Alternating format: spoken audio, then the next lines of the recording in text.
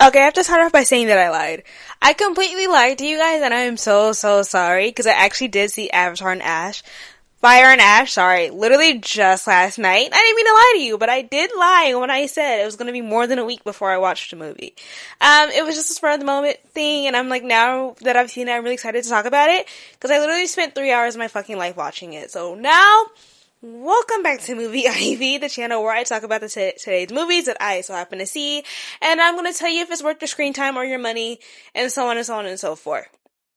And if you haven't gotten the hint already, we're talking about Avatar, Fire, and Ash, and I'm so excited to get into this. Sorry for lying. Moving on. So before I get into the actual review, let's talk about the synopsis of the movie, because I feel like this is important. So, Avatar, Fire, and Ash follows the Sully clan as they try to grieve the loss of their oldest son, Nate?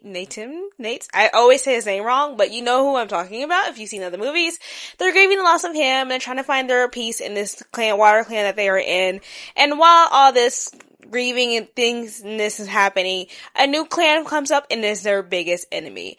Fire Clan, okay? The Fire Clan is their biggest villain in this movie. It's led by a fearless leader named Varang. She's badass, and it's like a battle between which clan is the best, basically, at the end of the day. Now that we got the synopsis out of the way, let's just hop into this review. Somebody needs to talk about. So, let's talk about first impressions I had with this movie.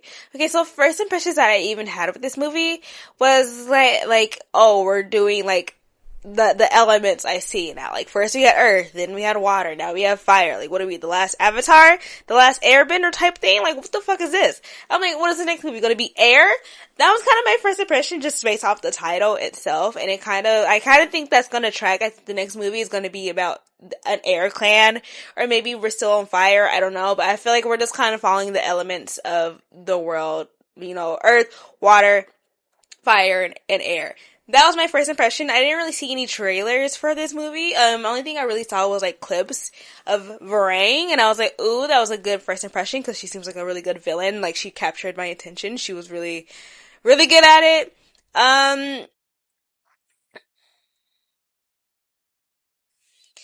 Another thing I expected was just like violence in visuals, in which they do serve that, and I feel like they always do as Avatar, but I feel like each one has gotten more violent in a way, and I feel like that's what it was gonna give me, and it did give me that, so thumbs up to James Cameron. Moving on from expectations, let's talk about what actually worked for this movie, because like there are things that worked. Again, it's not a perfect movie. No movie is fucking perfect. There's always going to be flaws in a movie, but let's just talk about what worked before I talk about what didn't work at all. So, I would say the visual eye candy of the Avatar was amazing. Like, you know, I'm not talking about the humans. We'll get to the humans later. But the avatars themselves and the Na'vi creatures and all of that, and the atmosphere, the sky, like, the clans, like, all of that looked visually so pleasing and amazing. You know, like, even if you're not, like, even watching the movie, ooh, excuse me. Even if you're not even, like, actually watching the movie, you're just, like, staring at these people, and it just looks visually pleasing. It's, like, eye candy for you. Like, it looks good. That was top tier, as always. James Cameron has mastered the art of that CGI. Another thing that worked, I would have to say, is, like, the emotional relationships that you see throughout the movie, and how, like, they kind of change and, like, fluctuate, like, real human relationships, like, between Jake and Neytiri. I always say her name wrong, too, my bad. Fuck it, you know what I mean. But the relationship between them, you see the lows and their highs, and that's so realistic, especially if they've been together for so long and have so many kids, and this, and so on and so forth. It was really nice to see that relationship flow. The relationship between Jake and Loak, and how that changed after the death of the oldest son. Seeing that was really nice emotional moments. There was plenty of them there. They could have really just like, kind of ignored it and just been badass the whole time. But it was nice to see emotion and see them moving through grief, because that's fucking real, and it made it really entertaining. I like that. That was a really nice point. Yes, the movie is 3 hours, but I feel like it hit pacing really, really well, because I just didn't feel like there was a lot of, like, filler conversations. Like, it wasn't no conversations. I was, like, rolling my eyes, like, what the fuck are we talking about right now? Like, I didn't do that at all, basically. So it was really good. So no filler conversations. Pacing was really good. We got to where we got it to. We got beginning, middle, and end. And yes, it was 3 hours, but like it held my attention for like 98% of that, which is really well for someone that has a short attention span. So pacing was really well. I would do have to say, I really appreciate the no filler conversations. But we will get to dialogue at some point. But no filler conversations. That's the whole fucking point.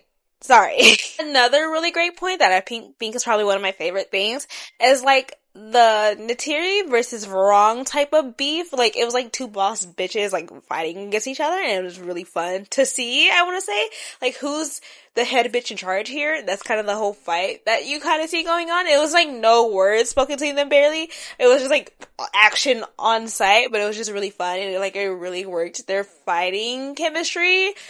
Man, I would just have loved to see Neytiri beat her ass at least once, but maybe not this movie, maybe the next movie, because Varang didn't die. Ooh. Yeah, but that is something that really worked. Their beef, really filled a lot of my attention span. I don't know.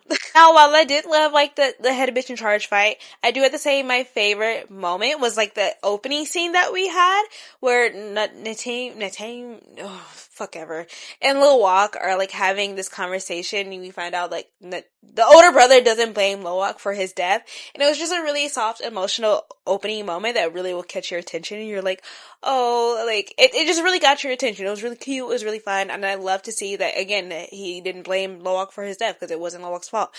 And, I don't know, it was a great way to capture my attention, better than, like, a fight, I will have to say. I would rather see a soft, emotional opening than, like, a violent, somebody blowing some shit up opening. You understand what I'm saying? Now that I've gassed this movie up enough, let's just talk about some things that didn't work for this movie, because again, no movie is fucking perfect. Every movie has flaws, just like a person. So it would be wrong for me to just like hype it up and say there's nothing wrong with it, there's something wrong with it. So my biggest grievance with this movie is the CGI disconnect between the avatars and the human. Like, it just didn't look like they were in the same room at all. It just looked weird. You know, it looked like it was like a background picture, then the avatars were like stickers, and then the humans were like drawn onto it. Like, it's like a disconnect. It's like, humans are 3D, avatars are 4D. It didn't look good together. It didn't flow well together. I'm like, it doesn't look like they're even in the same room, in the same scene. It just didn't fucking work. I don't know what happened there, but it just, the human part of it just didn't feel real, and it looked super fucking fake. Yeah, that was my biggest problem looking at it. Every time like a human in Avatar scene in a human setting popped up, I just kind of cringed because it looked bad. It looked bad. And another thing that didn't work for this movie is something that I've seen a lot of people point out, and I was just like, oh, it can't be that bad, until I went and saw it, and I realized, no, it was that bad. Jack Champion's acting in this movie was ass. Astronomically ass. I've seen him act better as a psychotic killer. I don't know what happened in this movie. Maybe they just didn't give him good dialogue or something. I don't fucking know, but he was just really bad in this movie. Pleading for his life. He's like, oh no, don't do it. Like, have some fucking passion. This is your life you're pleading for right now.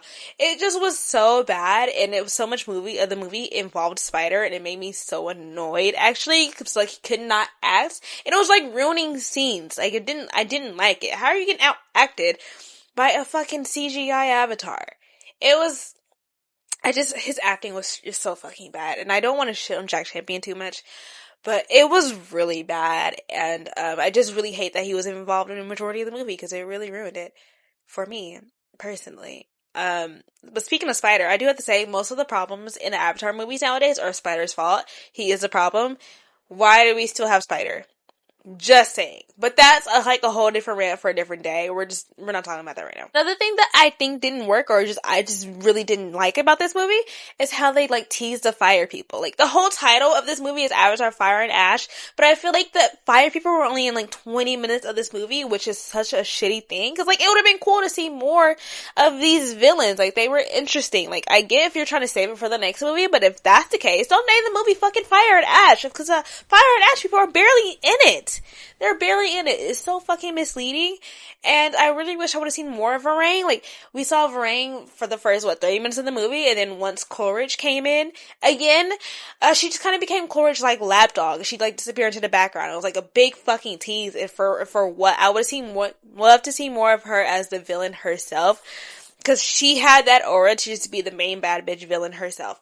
I just feel like a big tease. I did not like how I didn't see enough of the Fire and Ash. I feel like we could have done more with them. They are vicious. Nothing like they've ever battled before.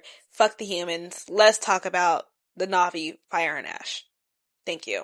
And then speaking of Coleridge, his exit at the end of this movie was so ass.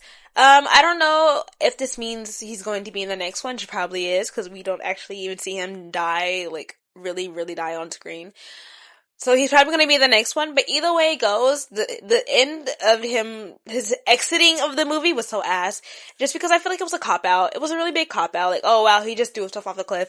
What a fucking cop-out. We've had this big battle this whole movie, he's been after Jake, blah, blah, blah, blah, blah, blah, and then at the end, he just, like, he throws stuff off the cliff. If that's really the last time that we see him, that was such a big cop-out, and it's so fucking disappointing. But even if it's not the same our last time seeing him, I just probably would have loved to see, I don't know, him being captured. Something to satisfy the annoyed and hatredness in me after all the problems that he has caused the last three movies. Like, I don't know. It just felt like a cop out to me. Did not like that. But final verdict of this movie, Jesus, I can't speak. But final verdict of this movie is, I recommend it. You should probably watch it, but only if you've seen the first two. Like, you can't just jump on the bandwagon now. Like, you actually have to go back and watch the first two Avatar movies, otherwise you're not gonna care about these people. Like, you won't have an emotional connection. You probably won't give a fuck. So, if you're gonna watch it, watch the other two. Take the time. Waste screen time. It's a good movie. This is a good movie, I will have to say, which sucks because I kind of wanted to shit on it a little bit more. It is a good movie, I do have to say, but if you're gonna watch it, watch the other two. Don't just jump on the bandwagon now. I recommend it though. I'd give it 4 Ivies out of 5, because again, no movie is fucking perfect. I have to keep saying this just to get the point across. But yeah, no movie is fucking perfect, so I give it 4 Ivies out of 5 Ivies. And, I would watch this again. It's definitely watchable. I just probably won't watch it again for, like, 6 months. Like, I'll watch it again in August or something like that, just because it's just like so much of my time that I don't want to constantly be watching it. And if I'm gonna watch it, I don't want it to be background noise either. So I actually have to pay attention to it. So I'm gonna give it like 8 months before I watch it again, but it's definitely good. It's watchable. I'd recommend it. You should probably watch it at least once, but don't force yourself either. If you're not an Avatar fan, then you're not gonna give a fuck about it either. So either way it goes, I recommend it. Watch it. Sorry that I lied to you. I don't know what my next review is gonna be, but we'll see. Happy holidays. I will see you in a week. Goodbye.